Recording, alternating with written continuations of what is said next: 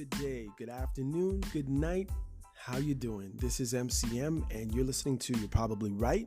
Today we are going to have a serious conversation. Well, maybe not a serious conversation, but there's going to be a serious talk happening here. Now, of course, I'm only doing the talking, but just stay tuned.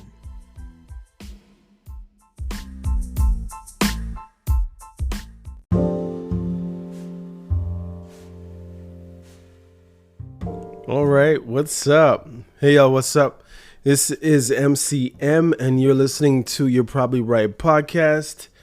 You know, it's one of those weekends again, but as I told you, I don't like this timestamp my stuff, so I can't exactly say which weekend it is because I want this. Well, I guess it's gonna be obvious actually after a point, but I like to have my stuff always relevant. So, for instance, I won't talk about something like Kanye West's interview with Tucker Carlson. I won't talk about a rally with Donald Trump.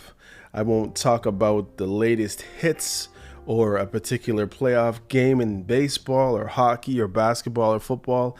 I'm just going to talk about regular stuff. So, what I'm going to do, because I have so many dedicated listeners, and the questions went out and the answers are going to come in. Well, maybe they're not really going to come in, but I'm going to answer some questions. And this is going to be from a personal standpoint of what I think in my experience. I'm not using some doctor or physician's research basis. So hold on a second. Of course, I got this thing playing in my ear while I'm trying to talk. I just like to have like mellow meditation music. The problem is I'm not paying for the Spotify service, so I got to listen to the commercials every once in a while, which really throws it off when you're trying to talk and you're hearing yourself at the same time. And then you're hearing some random person on a commercial speaking at the same time. Anyhow, as I said before, this is You're Probably Right podcast, and you know that it is available all over the world on many platforms, on the big ones anyway, and a few of the small ones, I suppose. And you are welcome at my house anytime, figuratively speaking, of course. Anyhow, we're going to talk about, what are we going to talk about? A couple different things. 30 questions to ask around Thanksgiving table. We'll see how that goes. But deeper than that, 60 questions or 60 common questions to ask, I guess, a narcissistic abuse survivor. And 37 questions. I mean, I don't know I'm going to do all this. I'm just trying to figure it out as I go. 30 great questions to ask older people or grandparents. Now, I'm not a grandparent yet, but I'm getting old, you know. For people who can see the visuals, I got some gray, and I'm older than I look probably. Who knows? And again, for me to try and do one of these podcasts with the camera in my face is a little bit weird. Of course, the audio that the people are probably getting on, say, TikTok, will be totally different because the sound setup, they're just getting the phone dealer, whatever it is. Anyhow, let's get to it. And I'm just going to answer. So some questions are definitely going to be short because I may not have a lot to say. And as usual, I try to just get the questions. I don't read them beforehand. I don't try to prep myself because then it's not as authentic in my books, because I would like to just experience it with the listener. Not that I'm lazy, it's just better that way. I mean, I'm not going to write down my answers, and my answers could change if I've experienced the question more than once, because that gives my mind time to kind of rifle through my brain. And then when I go to record, I might come up with a total different thought through answer, if you understand. Not that thinking through answers isn't a good thing, but again, these are just my opinions. And remember, everything that's said on this podcast is for entertainment purposes only. I do not profess to be a professor of anything, nor am I a doctor. I am educated in the field, and that's as far as I will say. And it wasn't a weekend course somewhere.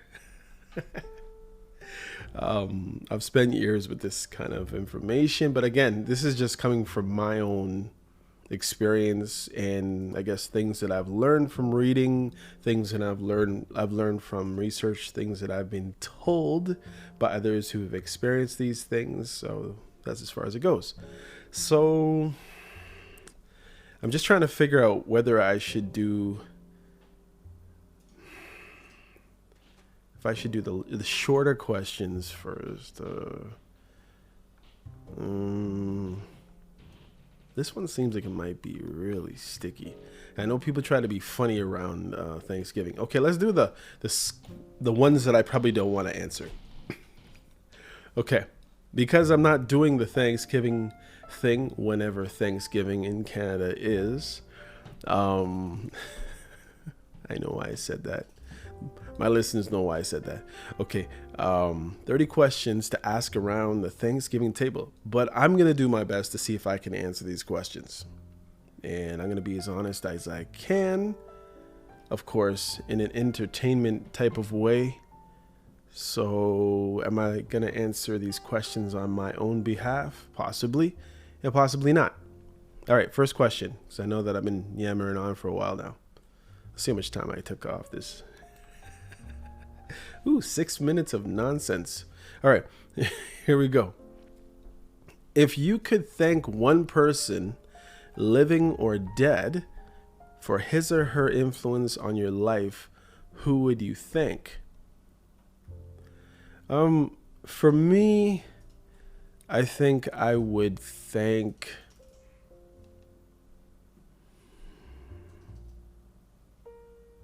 Good question. First question.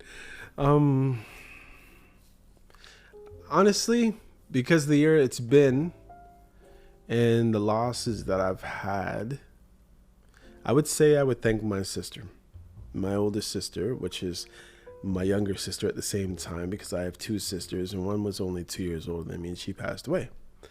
And I would thank her for all of the help that she gave helping me raise my kids when I was a single father. I would thank her for always being humble and always willing to do her best for the family.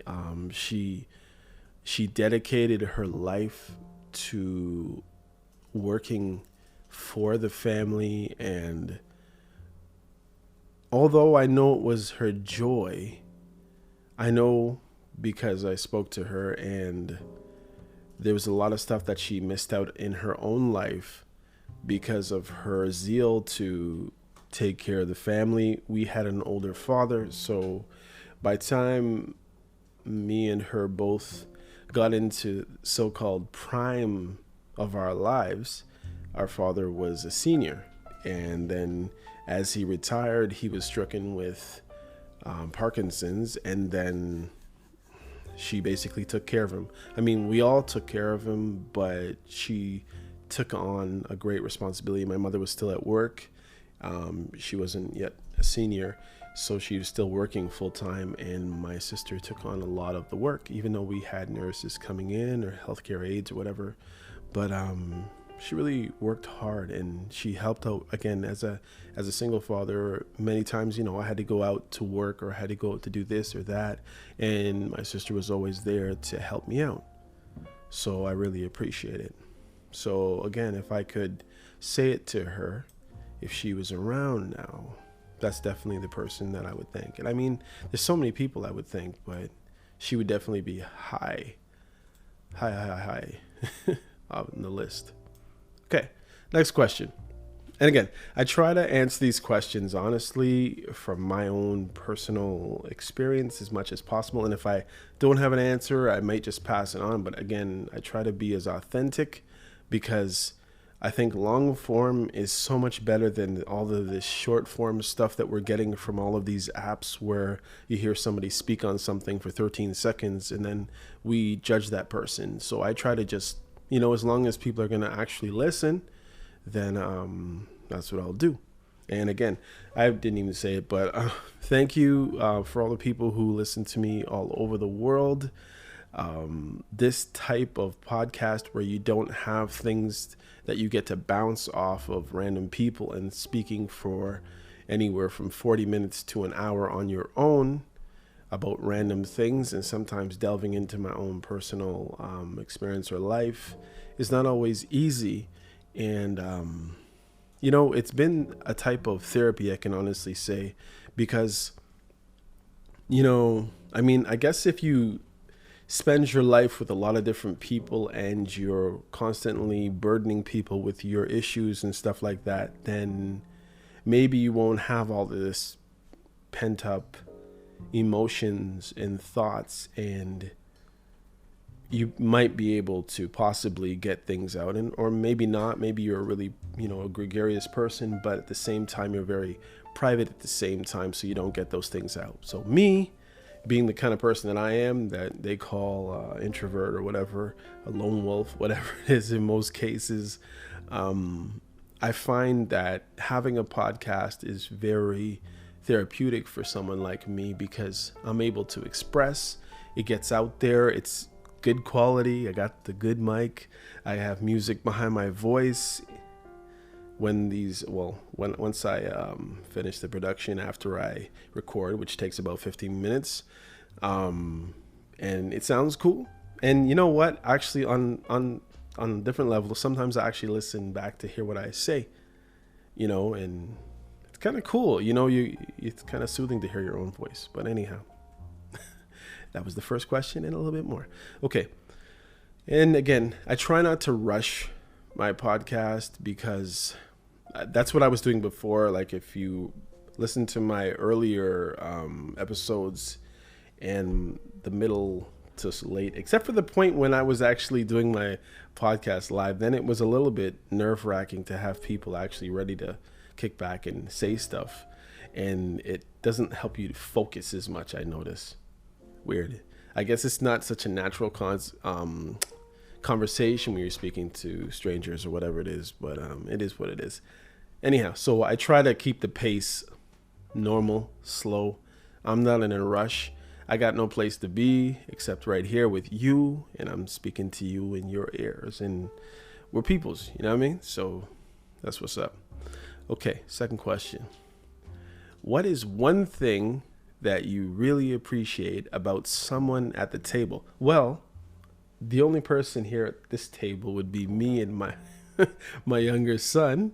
And I can honestly, listen, I was doing work at home the other day, and I was able to shout at this kid over here who was playing games, and I was able to ask him a couple things on the computer, being only 11, and he was able to help me out within 5 seconds. So I really appreciate it, kid.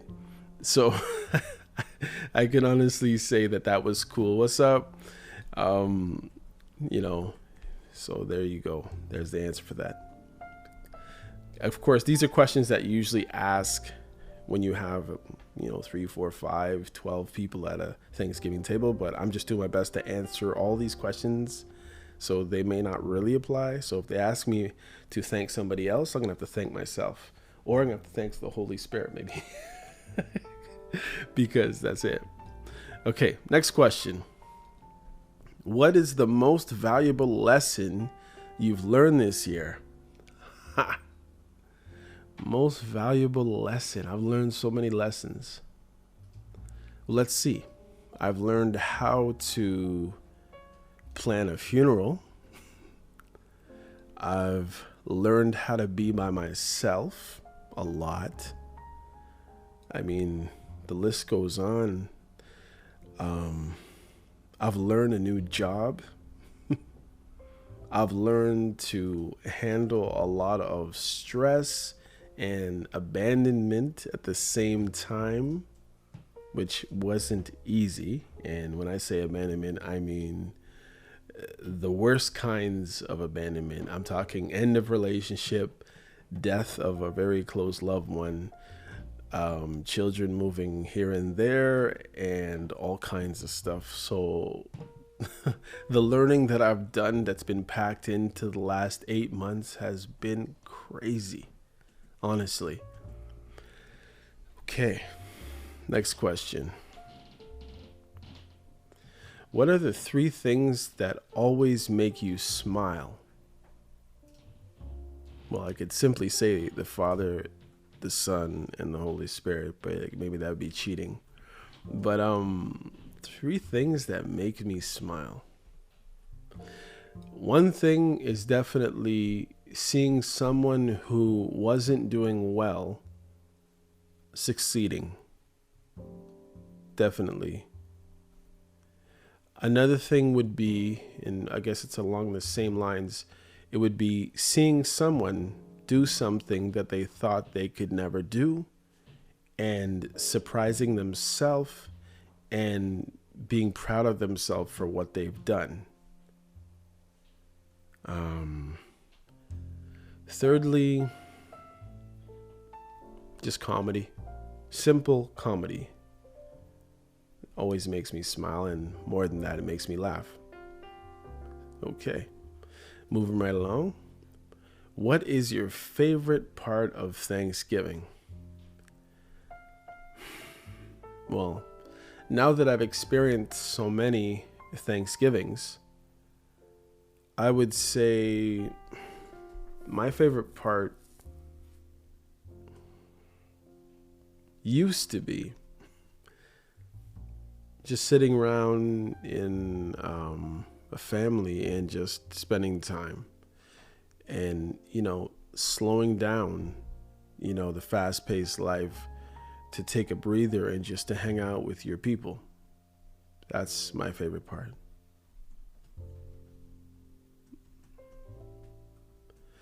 What random acts of kindness have you received this year? Random acts of kindness. Have I even received any random acts of kindness? More than somebody letting me in on the highway when I went down too far down the right lane when it was closing. I haven't really received that many random acts of kindness, but I can honestly say my new position that I took on this year, which I took on at a bad time, I can honestly say being hired for the job that I'm not so sure I was qualified to do. And, I ridiculously vetted the job up to and including asking the person who hired me if they were filling a quota. Now, you who may be just happy to be working anywhere at any time might say you're crazy. But with all of the new initiatives and all of the new issues that have been brought up in society these days, and leaning towards helping out the historically marginalized communities that I happen to be a part of, supposedly, I wanted to make sure that I didn't get that job under false pretenses. I didn't get that job because of what I am rather than who I am and what I'm able to do. Because for me, I know people try to have these situations where they're trying to have equity everywhere, and they're doing it along cultural lines, which I don't agree with. I mean, I'll just keep it simple. If you were, and I know I'm kind of going off a little bit, but if you were a basketball owner of a team, I should say, owner of a basketball team, and the club, or not the club, the league said that you have to have at least 6% white people on your team, and you knew that that wasn't going to help you win because you'd rather have the 6'8" black guy who can jump from the free throw line rather than someone who can just spot up and shoot threes if he could get open, which he can't because he can't jump high enough. But you're hiring because of based on cultural things, then I don't think you'd be too happy considering that you're putting money into that team. So I wouldn't want to have anything to do with a part of that. Just like if I was hiring math teachers and they said that you had to have 11% black guys, and you have to go out and vet and find these people, and you just throw somebody in the job because their skin's black and they kind of teach math, or they do teach math, knowing that it's not that popular in that community as far as math whizzes are concerned. And I'm going to decide whether or not I'm going to hire the math whiz prodigy from China who speaks clear enough English for kids to understand, or am I going to pick the mediocre black guy because he's black and because I'm filling a quota? Again, who am I going to pick? Well, I picked a better teacher, so the math whiz may not be it, but chances are, and it goes for anything, really. I mean, what if you're an airline and you have to pick, you have to have a certain amount of whatever in your airline? It's like, as a passenger on that plane, do you want the best pilot who is able to deal with turbulence, stress, an engine going down, and all these other things? Or do you want someone who is just picked to be your pilot because of a quota culturally? So anyhow, I don't know how I veered off onto that, but that's where I got to. Okay, so where am I?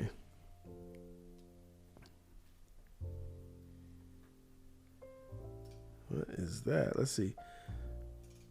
I have no idea how I got there from. What is your... Yeah. Random acts of kindness. Okay, whatever.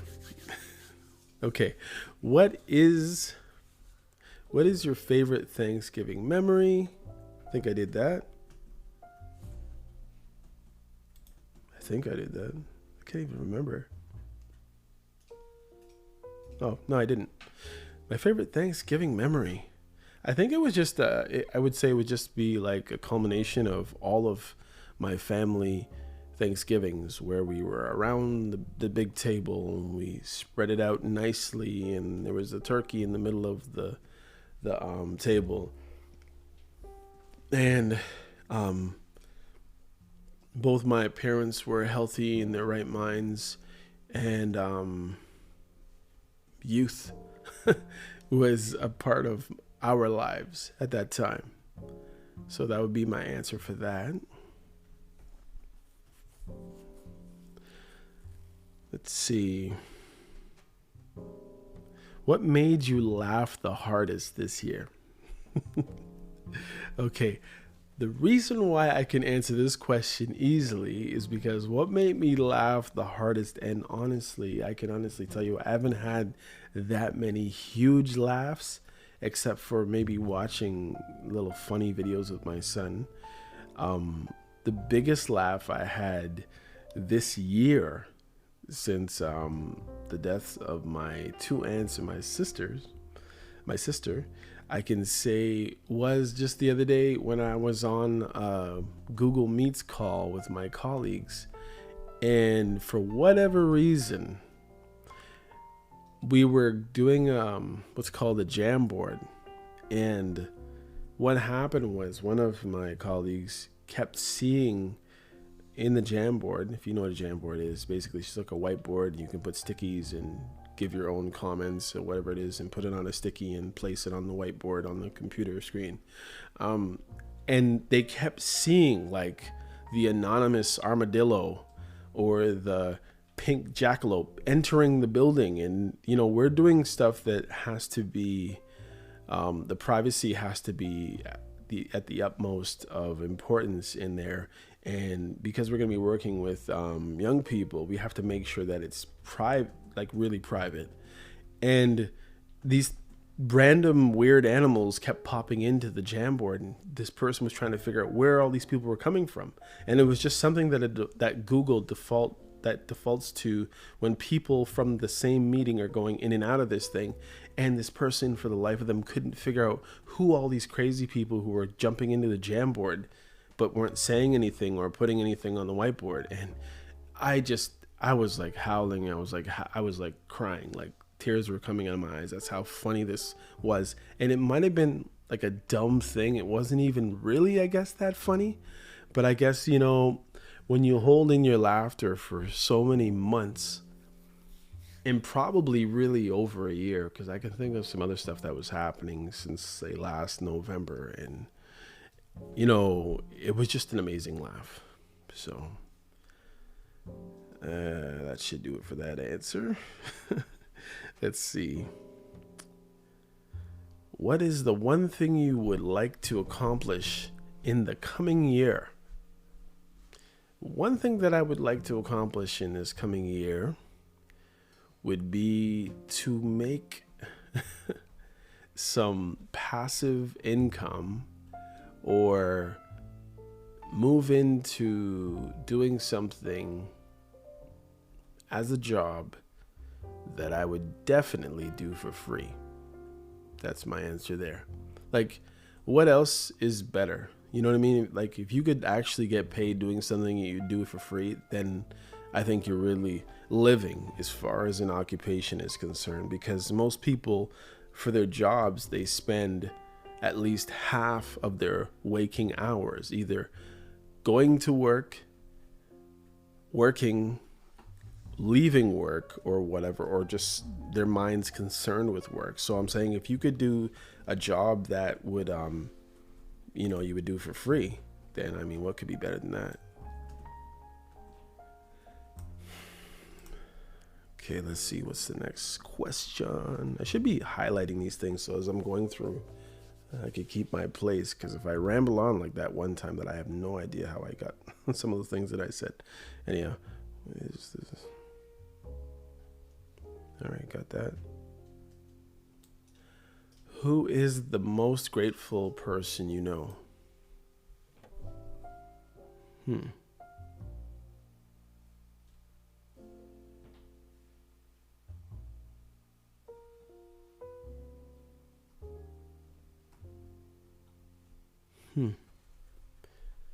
Well, because I know myself better than anyone else, I'd pick myself. I'm so grateful for the things that I've learned. I'm grateful for the many teachers in my life, being the teachers that teach me a lesson no matter how it comes. So that could come in the form of hate. That could come in the form of jealousy. That could come in the form of a new job and someone literally has to show me how to do this and that, which I'm very grateful for, because at some points this year, I was lost in this new job. I was like kicking myself for more than half of the time with this job, saying, why at your age did you take this particular job that doesn't particularly pay very well? And, when you're in a job like that, where it's a little bit above your, not necessarily above your abilities, but when you're in a job where most of your learning is done independently and to wherever or whoever you can grab the information from and beg to show you how to do this and that, and have to sometimes ask twice because there's certain aspects of the job that you don't do every day and can easily be forgotten. I'm very grateful for those who take time to help. But I can honestly say I'm thankful for all the people who have shown me who they really are. And I'm thankful to God that He's had mercy on me, that, things could be so much worse for me. And I can't say that they're amazing, but I know that there's worse people out there than I. And not to say that I'm gloating or glorying in the fact that I'm better off, but I just know that my life can be even worse than it's been. And this year has been, as they would say, a doozy. So I'm thankful. And they're going to ask me this question, and I always say the same thing. What book, article, or blog post are you most grateful for this year? And I will honestly say the Bible. Simple and plain. 66 books of the Bible. And that's because it's a map for life. It is prophetic. It is helpful. It sheds life on so many different aspects of life, and it helps you to walk in wisdom, and wisdom that's not your own. And sometimes people talk to you and they like, you're so wise, and you're so this and you're that. And it's not that a person who calls himself a Christian is so wise necessarily, but it's the wisdom of God that gets imparted to you through his word. And that's why I would say the Bible always. I've read many blog posts this year, many articles. I haven't read very many other types of books at all, really, just short form literature mostly. And I can honestly tell you, nothing beats the Bible. Period. Okay. What do you appreciate about the change in seasons? Well, temperature. I appreciate temperature changes. Now, I don't appreciate when, up here in Toronto, when it gets to minus anything, really, except for when it's like -1 and you have the big flakes of snow falling and it happens to be the week of Christmas. Then, then I love it. But when it's just cold for no apparent reason, at least that's the way it feels, I appreciate it. I also appreciate the fact that the weather changes enough to many times kill flu bugs and all the other sicknesses that float around in hot countries. So I always appreciate the different changes. I appreciate when the leaves start coming out. I appreciate when the flowers start blooming in April or growing in April and blossoming in May.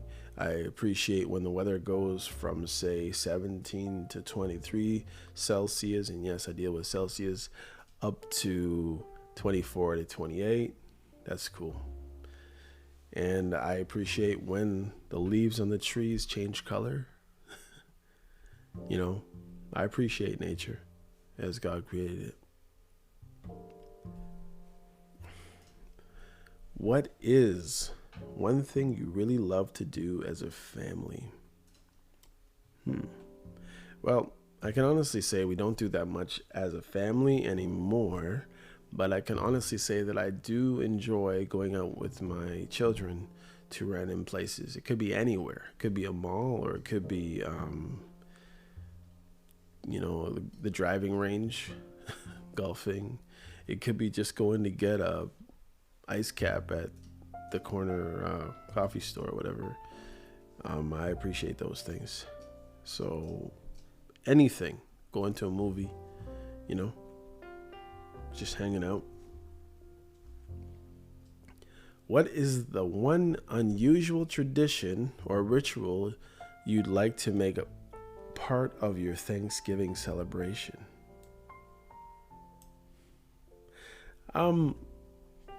One thing that I've always thought of, and maybe not necessarily for Thanksgiving, I've always wished that one day, either at Thanksgiving or Christmas or just in the middle of winter, if like me and, some of my clan could go out and,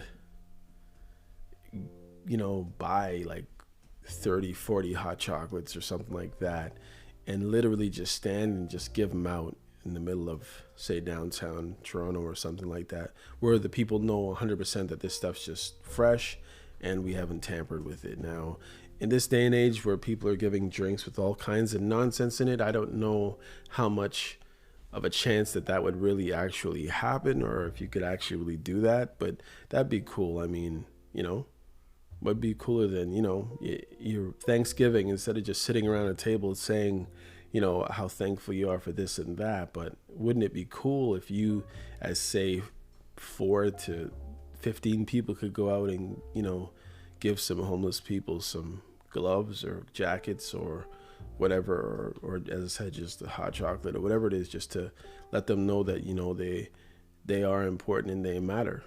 You know what I mean? All right. What is the biggest struggle in your life right now? Biggest struggle. Too many to speak on. But I would say right now, the biggest hurdle, I'd say, is just income, making more income.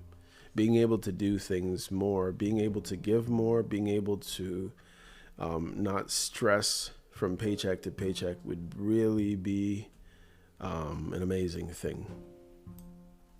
Many of us are probably not ever going to really be afforded that unless a huge pay raise happened, or more education, like there was more room for more education to get into a different position, I suppose. But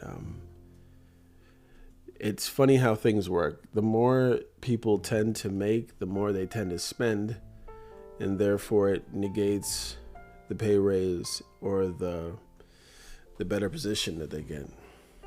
It's just I guess it's the whole thing about living within your means. And I think once we learn to do that, things can be better at any rate. So I would still say financials, though. How do you stay focused on gratitude throughout the year? Well, who says I do?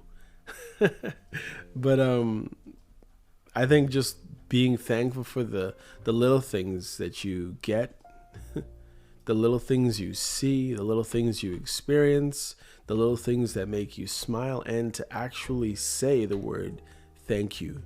Giving thanks to anyone for anything, and not wacky with it. Like, hey, thank you for punching me in my face. Now I know what it feels like to be punched in the face. So now I can talk to somebody who's experienced. Not that kind of thing. I mean, just honestly, when things happen for you that are great, when somebody holds the door open, instead of just going, say thank you. I really appreciate it. Or when somebody lets you in traffic, instead of just sliding in, how about you do the old school thing and actually wave, put a hand out the window and say thank you. Like, I believe that helps you to stay focused on, on gratitude, is when you regularly practice gratitude. Seems pretty simple, no? Let's see. Which of the qualities make you a good friend? Which of your qualities make you a good friend? I think listening. People, as people, we always go through different things. We always have different relationships, and always situations are happening in our lives. And one of my best qualities is listening, and then trying to help the person figure out what's the best move, or if it's best just to stay still and wait and see what happens before making a move. But helping, I guess I said listening, but then I guess in total it would say just helping when someone seems to be in some type of crisis, and they may be a little bit mixed up, or not knowing what to do, or not realizing what just happened to them. And sometimes just having a chance to bounce an idea off someone, and I like to be that person to help a person such as that. Okay.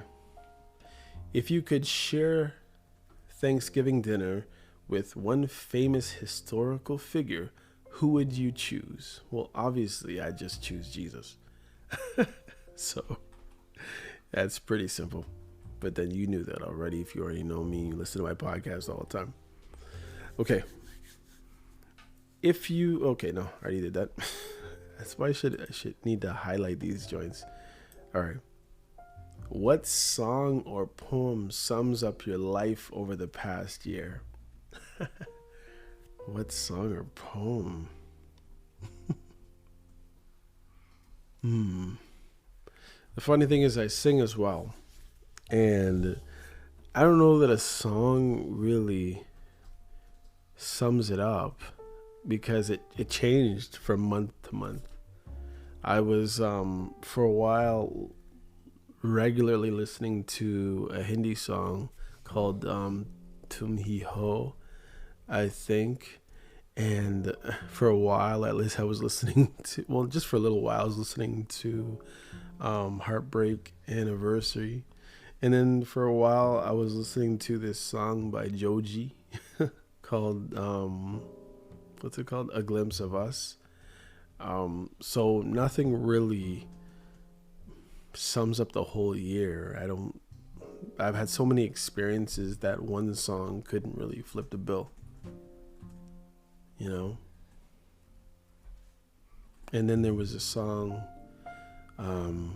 called Yeshua and Lindo. So, different songs. And then there was also this song by Kurt Franklin that I can't remember what it's called right now, but my sister kept wanting me to play it for her. What was it? Melodies from Heaven. So yeah, so now anytime I hear that song and I think of my sister since she passed away, and it was a song that I used to like myself, and she probably didn't hear it from me playing it in the first place as we were growing up, but yeah, I definitely had to put it on my playlist every time I was taking her to the doctor. She wanted me to, as soon as we get in the car, I'd be like, can you play that? Can you play Melodies from Heaven? And I would put it on, and it would just be me and her just driving to the hospital. And I can honestly tell you that experience, I am not going to forget. I had to take sick days off, and I took my so-called sick days just to take her to the hospital. I actually had COVID at one point, and luckily I was working from home at that point because I had to keep working because I couldn't afford to take any sick days for myself. So yeah, and that more than answered that question. Okay, what is the best compliment you've been given this year? I would just say somebody told me like they just wanted me to bounce an idea off me, and they just told me that I came off as very knowledgeable or wise. I don't know if they're blowing smoke, but I'll take it. If you could invent a holiday, what would it be called, and what would it celebrate? Well, here's a joke. One time I played a joke on someone I was working with, and I told them that the government has decided to institute another day of the week, and it was called Fun Day. and I cracked up. I did this for about 15 minutes, and I said, yeah, go ahead, Google it. And funny enough, if you Google 8th day of the week called Fun Day, and they asked, when is it going to be? I said, it's going to be right in between Sunday and Monday. And the person bought it for a little bit. It was pretty funny. So not necessarily a holiday, but hey, if you can add an 8th day to the week and somebody actually believe it, and you actually come up and say it's called Fun Day, Sunday, right between Sunday and Monday, then yeah, that was pretty cool.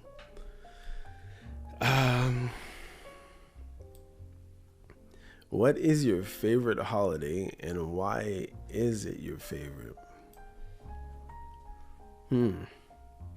Again, because of the year it's been. I would say that Christmas has always been my favorite holiday. Consciously though, it would be really Easter if you really get down to it, and you get into a church and you really consider what that Holy Week was all about. Then it would probably be more than Joseph, Mary in the stable with baby Jesus, and the shepherds and the wise men and the star and all that. I think it would probably be Easter, considering what was done for us as Christians. I would probably pick Easter, without a doubt. It's just that the pomp and the circumstance, the celebrations of Christmas, and everybody, I guess, the rush, the hustle and bustle of finding gifts, the anticipation of maybe getting something that you actually want that particular year, Christmas for that reason. But when you get deeper, it's funny when I really, really think about it, after Christmas, so like, depending, if you're around a lot of kids, then like Boxing Day is cool, and Christmas kind of fades off in a nice, cool way if you're around a lot of young children. But usually, for some reason, that couple days in between, Boxing Day and New Year's, those days there, it can be kind of sad, I guess, and depressing. It's like you get up on this high. It's almost like being a professional athlete, Christmas, and then when it ends, it's like your retirement. It's like, now what am I gonna do? It's like you did all this stuff for one day, Christmas, whether you had to be like I've had the thing where I've had to do the gifts, set up the house, clean up the house, buy the food, budget, and then cook the food, entertain and serve and all this other stuff to a lot of people. And after that, it's like, it's like halfway through the evening of Christmas, you're like, I can't wait till these people go home, But I don't get that feeling with Easter. Easter just seems to almost bring on a different vibe. Like it brings on a vibe of like new life, like renewing your commitment as a Christian to Christ. It doesn't leave you with that yucky feeling, I guess is the best way. I don't know how many of you feel that way, but that's how I feel about it. Okay. Next question. Man, I'm moving right along to these. Okay. When was one time this past year that you did the right thing even when it was difficult? See, I got an answer for everything most of the time. That's probably why my podcast is so fly.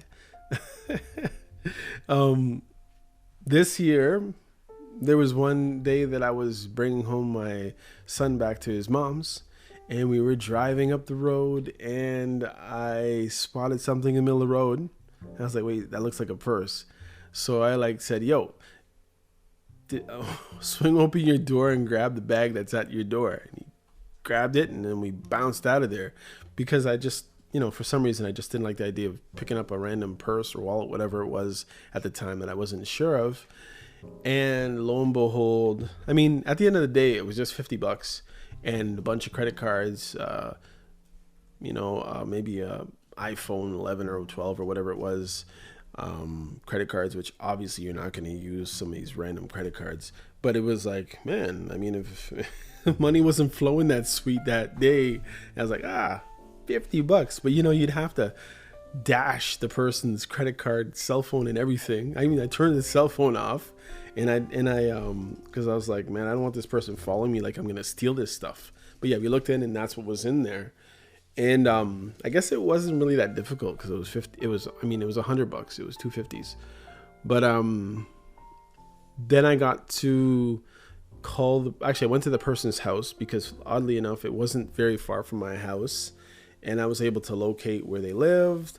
I went to their house. They weren't home, but they had a ring thing, and they were able to answer the door apparently from wherever they were. And anyhow, I connected with the people, and I was able to give them back their stuff, and they were so grateful. I told them I didn't want anything.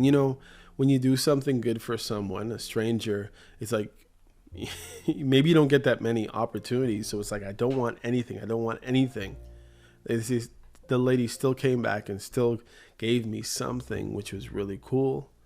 And it's, again, one of those stories that you won't be able to or won't need to forget, where you did something that you should have done. So, yeah. What family member or friend do you wish was with us at the table? Again, but I mean, I couldn't just pick one. I would pick 3 people in my family who've passed away in the last 15 or so years, and that would be my brother, my father, and my sister. So that's easy. What characteristic of someone, again, at the table, do you really admire? Well, I've already done the one person who is actually at this table beside myself. So I guess that's the one question I just won't answer. Or I could just say my son is helpful sometimes. So I would say that his helpfulness. Yeah, seems weird. Okay. What characteristic? Okay, here we go. It's gonna be these other questions of people at the table. What characteristic of someone at the table do you really admire? Again, it's one of those things. I'll just skip over that one.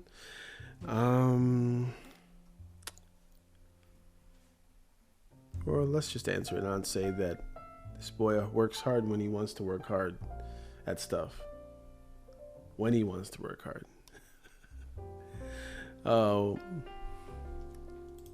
If you could learn a new skill this coming year, what would it be? A new skill. I would like to learn how to take better notes in general, even for work, not necessarily for like schoolwork purposes, but just in general when somebody's talking and you want to record to move on and excel in whatever it is you're doing on your own. Taking good notes is always an amazing thing for me. For someone who grew up with dysgraphia and probably not dyslexia, but sometimes you would take a bunch of notes and differentiating between the time, the things that you didn't need to write down as opposed to the things that you definitely needed to write down on a separate sheet or whatever it is. Just being able to decipher between the important things and the things that you already know already, or the things that you don't need to put down, and just the meat of the stuff that will help you to progress or to get the job done. Yeah, so I would say note taking still. Even though I've been to college twice in high school and all that other stuff, I and maybe I might even take another course or maybe a university course if I could learn to take better notes. Which, I mean, it is something you can do. Okay. What is your favorite family tradition? I would say, as a kid growing up, our family used to pray Sunday morning many times. We do a little Bible study before we go to church, actually, which really led us into having a good attitude, a good mindset walking into the church, rather than just being pissed off that we're late or uncomfortable because we're wearing church shoes or whatever it is. That was a really good tradition. What is one way you've used your talents to serve others this past year? I don't know. Simple things like very good at cleaning or fixing random things in weird ways, or pretty good at cutting hair. And I mean, I've spoken to my kids about it, and sometimes it is beneficial to have someone who can cut hair rather than sitting in somebody's barber shop or salon for 2 hours just waiting to get your hair started. So I guess it's a talent, and those are talents, and those would be what I would say for that. What do the terms give thanks mean to you? Or the term give thanks? And to me, giving thanks means to be appreciative of the little things, the big things, the unexpected things, the lessons, just gratefulness. What piece of advice would you pass on to the next generation as they establish their own Thanksgiving traditions?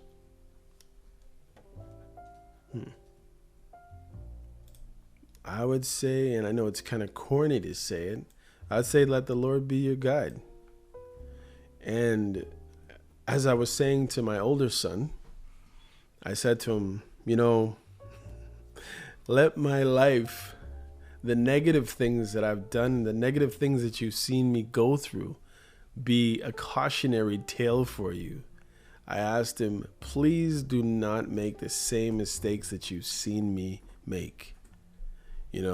Many times, for some reason, us as people, young people, children, you gotta watch that here, bro. You start scratching your head like the shampoo needs to happen, I think. What's up? I think, so just having him not repeat my mistakes, I do not want to see him go through the same issues relationally that I went through. When I see my kids making mistakes, even as young as they could be, or as the older ones could be, it's like, did you not see me do this before? And for some reason, so I'll say, many young people want to actually open the door for themselves. I'm like, figuratively speaking, of course, it's like, don't you see that I have the door? I'm in front of you, and I've opened this door for you. It's kind of like when you go to a mall and there's 10 banks or whatever, sections of doors, double doors. And I'm walking right in front of you, and I hold the door open for you, and for whatever reason, you want to walk 4 doors to the right and open your own door.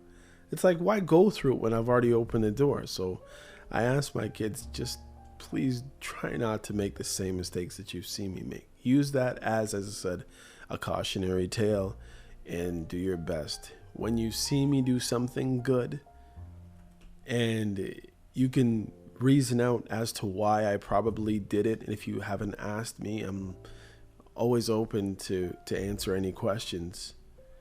I'm an open book. Take my examples that are good, that make sense to you, and follow suit. And anything that I've done on the opposite side, please just don't do it. All right. So cool. I got through those. I'm not sure how long I've been online. Let's see how long I'm online.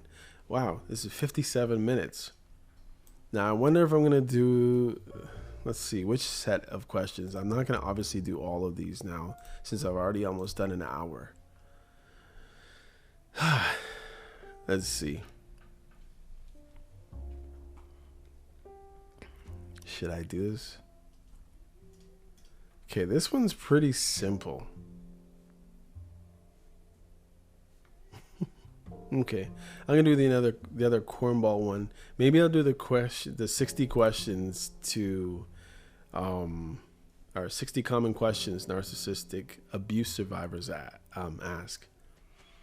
I'm gonna do this other one tomorrow. Maybe my next episode, maybe I'll do those 60 questions, because this 37 will be with that 30 that I just did just now, and it'll equal 67. So there's no way I'm doing 127 questions. So let's see if I can get through these 37 questions. Oh, this one could be really corny. Did you ever have a curfew? Yes, I did. As a kid growing up in the 80s, I used to have a curfew, whereas we had to be inside when the lights came on, which was usually somewhere around 8 to 8:35 or so, depending on how deep into summer it was.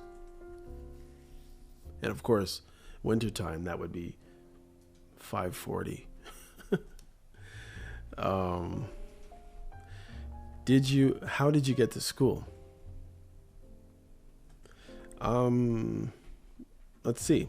Well, I always walked. Always. Never took a bus. In the farthest school that I ever had to get to, well, I'm just talking about like elementary and junior high and high school, of course, because by the time I went to college, I had to take buses and subways and stuff like that. I'd actually take two different subways, depending on which way I went to get downtown Toronto. But before that, it was walking always, and schools were anywhere from 10 minutes away, or actually 5 minutes away, up to 35 minutes away. So I walked. Oh, these questions are easy. Who was your favorite teacher? So remember, these are questions that you would ask an old bean like myself, an older people or grandparents. So I could be a grandparent. I'm old enough to be a grandparent. Got a little gray. Okay. Who is your favorite teacher?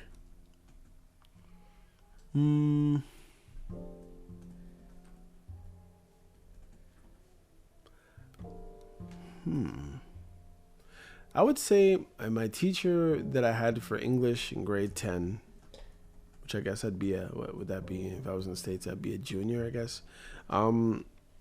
That teacher, not that his English class was the best, but he ended up being my basketball coach in junior basketball. And he taught me how to shoot a basketball properly. Even though we sucked and our team was trash, I did learn how to shoot a basketball that year properly. Let's see.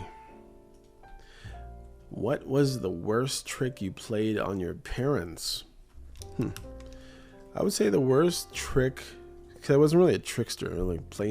I grew up in a Christian home, so I wasn't really just trying to play tricks on my parents like that so much. But, there's shenanigans I got into, like swiping the last chocolate out of a chocolate dish and getting a nickname from it. But the best trick I ever played was, I used to watch a old school show called Little Rascals, and I was about 11 years old, and I was about to get a spanking from my mom, maybe 10 or 11, I can't remember what it was. But I saw this trick that I think Spanky did from the show, and what he did was he was gonna get some licks or something like that, so he put like a metal pan down his pants. So I had to improvise. I had a whipping coming for my mom one time, so I grabbed a book and I put it in my pants, and for whatever reason she didn't realize that I had a book in my pants, so that I had to like fake some of the crying or whatever it is, but it was pretty good. So that'd be the best trick I guess I played. All right. I found my old ACC. Laughing Christian. Okay. All right. Let's see. Did you ever face any disadvantages? Oh, 100%. Unfortunately, I could probably bellyache about disadvantages. I can honestly say, weird enough, at my school, where there were probably 6% black. Usually in any class, usually I had in that school, I'd be one of two or one of three, possibly four, almost four, 3.5 black people in my class. And funny enough, from the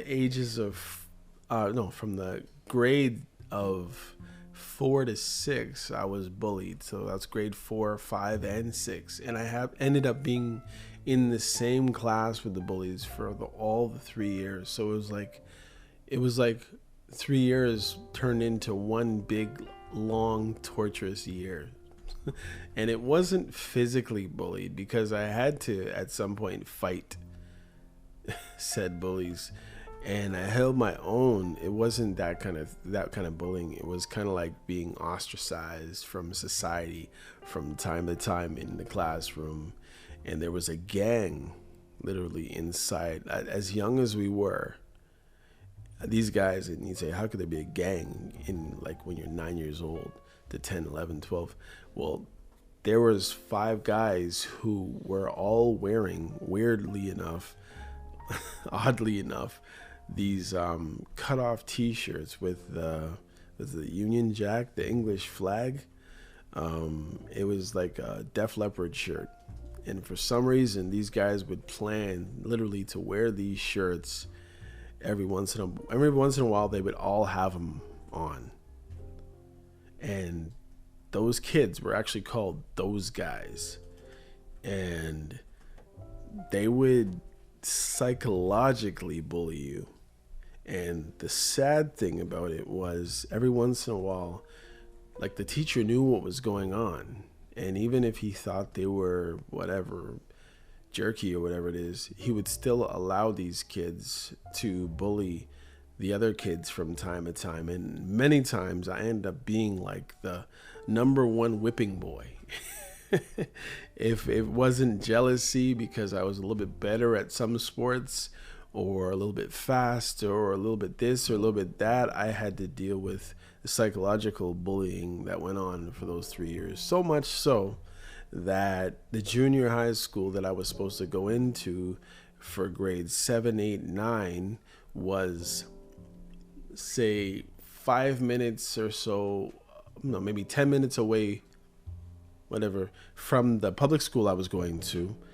I instead went to this other school that was so far that they had to give me free bus tickets to get to this school. And for some reason, it was out of our, as they say, catchment area. But they still, at that time, must have been the mercy of God. I one day was talking to one of my friends that I'd known since kindergarten. He says, I'm not going to that school with those guys. I'm going to this school over here. And I said, what? Where is the school? I'm coming to. And I literally went to the other school, and I had a better grade 7, 8, and until grade 9, when we all ended up into the same high school. But then, of course, things had changed. I had gotten bigger. I had gotten new friends, and it was a school that the population was big enough to kind of lose those randoms, and once in a while come in contact with them, but at the same time have a different life. And even though some of them tried to maybe torture my life a little bit, at the same time, life was just different. So that was really cool. All right. Next question. Who was your favorite crush? Well, let's see. I don't know. It would have been some random girl, I guess, when I was a little kid in elementary. Not important. Did you ever play an instrument? Yes. First instrument I played was the drums. For some reason, I never played the recorder at my school. A lot of kids play that now. But first, I played the drums a little bit. Then I played the guitar for maybe a year or so. I played the trumpet, and I think that's about it. And mostly I played the drums. I played the drums at a church. So that was interesting. Sometimes playing songs for like 15 minutes at a black church. You know how it goes. All right. Was there ever a time when you couldn't afford to eat? Well, it depends. Of course, there was times when you didn't have dough, but I mean, at home, not very often. I don't think we ever went to bed absolutely hungry. I mean, there was like, it might have been some not such a great sandwich to eat for dinner, but there was always something in my stomach through the 24 hours. The worst comes, maybe I could have gone without dinner, but I probably had something else throughout the day that maybe didn't have meat. And that was a huge staple in my family, so maybe, I could complain that way, I suppose. Let's see. What's this? Questions to ask older people about adulthood. Uh-oh. I might not be able to answer these questions. What's the difference between knowledge and wisdom, and why does it matter? Well, you can gain a lot of knowledge, a lot of, knowledge from school, from life. But the question is, the difference between that is having the wisdom. So you may not even know a lot, but you know how to work what you do know. Hopefully that makes sense. So, in other words, you may not have gone to college, or you may not have gone to university. You may not have passed grade 8. But from your experiences and from your lessons, your schools of hard knocks, just knowing how to navigate the world with what you do know, common sense is not really that common. So, knowing how to use the knowledge that you have, the understanding you have, would be the difference between just straight up knowledge and wisdom. I may not even answer all these questions. That's pretty deep there. How many hours a week did you work, and did you have a pension? Well, supposedly I do have a pension, although I have this sinking feeling that it may not be there when I have to actually retire in a few years. But hourly or weekly, how much hours? Generally, I would say anywhere from 35 to 40 hours a week, just a basic job. I didn't have like a really good career where maybe I have to throw 70 hours in there. But I mean, there have been weeks where I've put in way more time. I've gone in on my Saturday, and not gone in, but I've gone into, say, the 2 rest days that I generally have just to make up work to make my job easier. So that's something that I do. Many times I have a set amount of hours I need to work, but sometimes I would put in extra hours in a week just to make my job the following week easier. Because I'd rather work smarter, not harder, to tell you the truth. Especially when the job is not physical and it's just one of those jobs that are like burning your brain rather than burning your muscles. What 5 things have you discovered that are most important in life? Ooh, let's see. 5 things. I'm not good at answering those questions, but anyway, let's see. God, most important. Family, second. Taking care of yourself and your health, third. Working hard, whatever you're doing, working hard at school to get good marks, to maybe get into a good college or university, very important. Just working hard in general. And knowing how to love others. So there you go. That's 5. What was your first apartment like?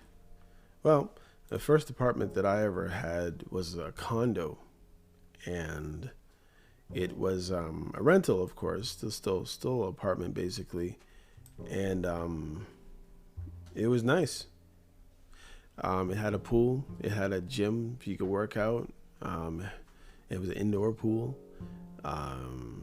It was high enough so at the time when you could use an aerial to get into some extra channels, and I was able to get into the channel called CBN from my TV without having cable at the house, and a few other states channels, and I thought that was really cool. So that was a good time. Never forget that.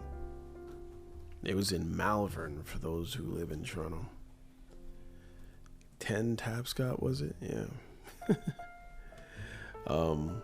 What was your first car?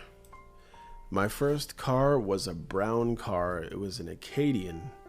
The windshield wipers didn't work, and it was, I think, of 1979 or 1980 Acadian. It was ugly brown, but it was a car, and I thought that was the coolest thing ever. Let's see. You okay?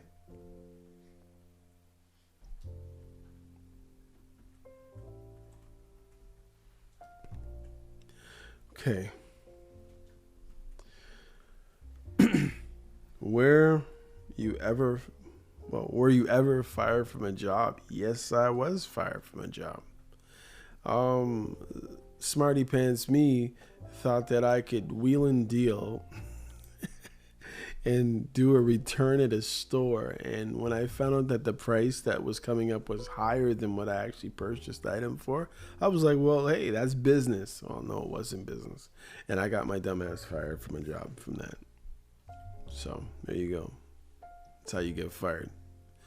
Being a smart ass. Being disloyal to your company and not saying, oh, that's too much. Even though they started selling the item higher, but whatever. Okay. Just from returning it, and I returned it without the bill, of course. That's how that would get a higher amount. So that was stupid.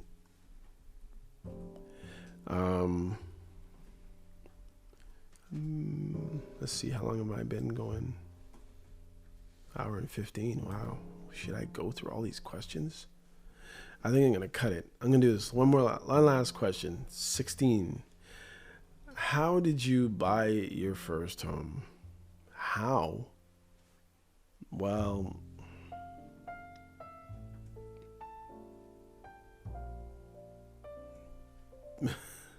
I bought it with my spouse at the time, and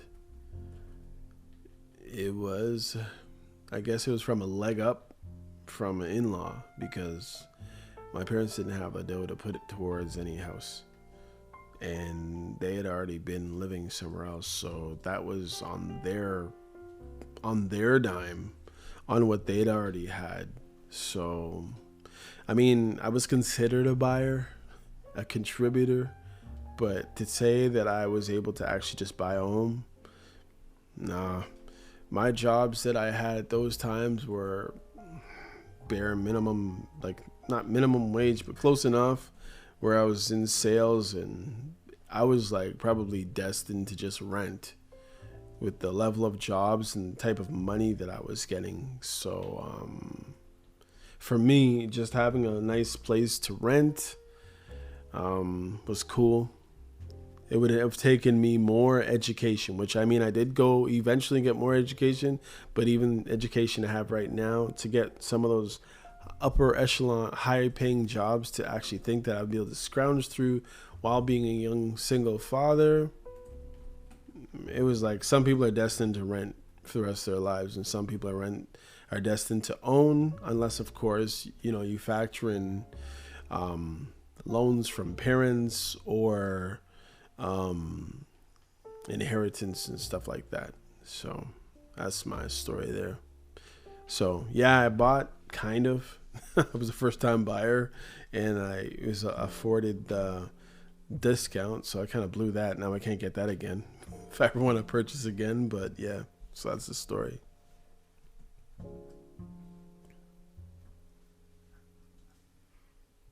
All right, so I think that should do it for today. So that was a little Thanksgiving and a few questions as an older person to a younger person, and that's pretty cool. Anyhow, this is MCM, and you're listening to You're Probably Right, and I'm signing off again for this episode. Take care.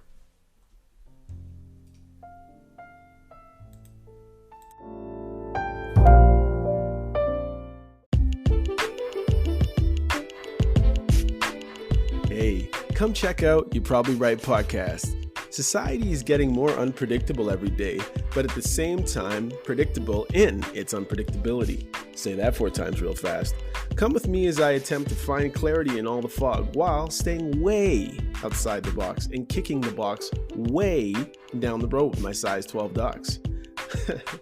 I use the Bible, experience, education, fortune, misfortune, life's lessons, life's mistakes to sort through all the mess. I talk about news, God, God, self-help, sports, sickness, health, music, parenting, love, humbleness, hurt, pain, joy, and all the things that might make you say, I never thought of it that way. Hopefully, anyway. Also, I take a stab at answering tough and not so tough questions, and all the while, understand that, listen, sometimes you end up in the hot seat and there's no thermostat. Well, that's how it is here. And because there's no topic, very few topics off the table, Torontonians will understand that Doug Ford reference there. Hopefully the podcast will be helpful and uplifting. And hey, maybe you'll find your own private Idaho here somewhere. Hope to see you soon.